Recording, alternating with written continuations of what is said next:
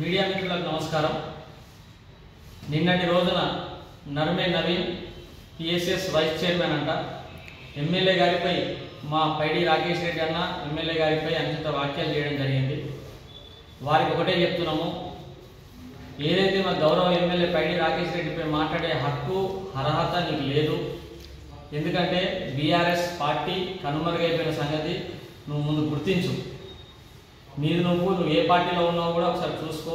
ఆ పార్టీ ఉందో లేదో కూడా తెలియదు. నర్మే నవీన్ మీ ఎమ్మెల్యే, అప్పుడు మాజీ ఎమ్మెల్యే, ఇప్పుడు ఏదైతే ల్యాండ్ 10% ల్యాండ్ కుల సంఘాలకు ఇచ్చిపోయిండో అవన్నీ కేవలం రాజకీయ లబ్ధి పొందడం కోసం కేవలం ప్రొసీడింగ్ కాపీలు ఇచ్చుకుంటూ ఓట్లు దండుకున్నాడు 10 సంవత్సరాలు. వాళ్ళందరినీ మోసం చేసిన సంగతి నీకు తెలియదా?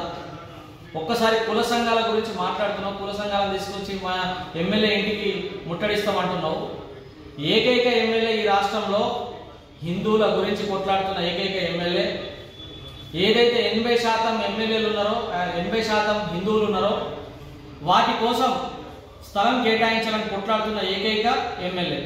మైనారిటీ 20% మైనారిటీలు మరియు క్రిస్టియన్ సోదరులు ఉన్నారో వాళ్లకు 10 ఎకరాలు 5 ఎకరాలు కేటాయిస్తూ పర్మనెంట్ భవనాలు కట్టిస్తున్నారు. అదే హిందువులకైతే ఇట్లాంటి కిరికిరి 10% ల్యాండ్ వల్ల ప్రొసీడింగ్లు ఇచ్చుకుంటూ వాళ్ళని ఇబ్బందులకు గురి చేస్తున్నారు. వాళ్ళకు కూడా పర్మనెంట్గా స్థలాలు కేటాయించాలని చెప్పేసి ఎమ్మెల్యే గారి ఆలోచన.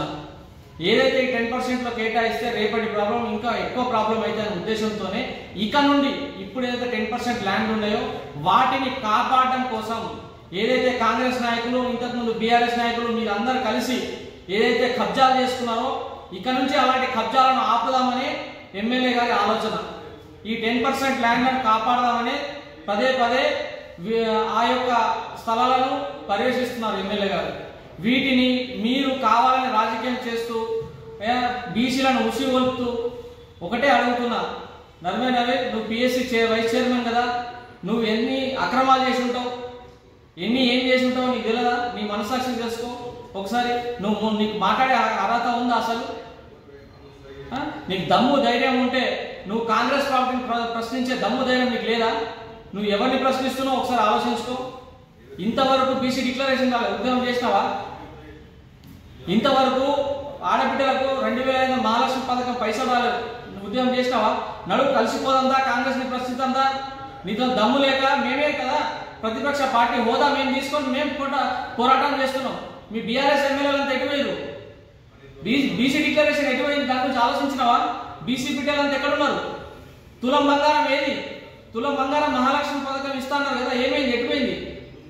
కాబట్టి వీటన్నిటి గురించి ప్రశ్నిస్తామని మీరు రావాలి, కానీ మీరంతా కలిసి వారికి ఒత్తాసు కలుగుతూ బీజేపీ ఎక్కడ అధికారంలోకి వచ్చే బీజేపీని తొక్కడానికే ఇవన్నీ చేస్తున్నారు. మీరు రాబోయే రోజుల్లో స్థానిక సంస్థల ఎన్నికల్లో ఎట్లాగో బీజేపీకే పట్టం కడతారు. కాబట్టి ప్రజలు ఇప్పుడు మీరు మీ ఉనికి చాటుకోవడం కోసం ఇలాంటి చిన్నపాటి మీలాంటి వ్యక్తులు అవండాలు వేస్తున్నారు. తస్మాత్ జాగ్రత్త.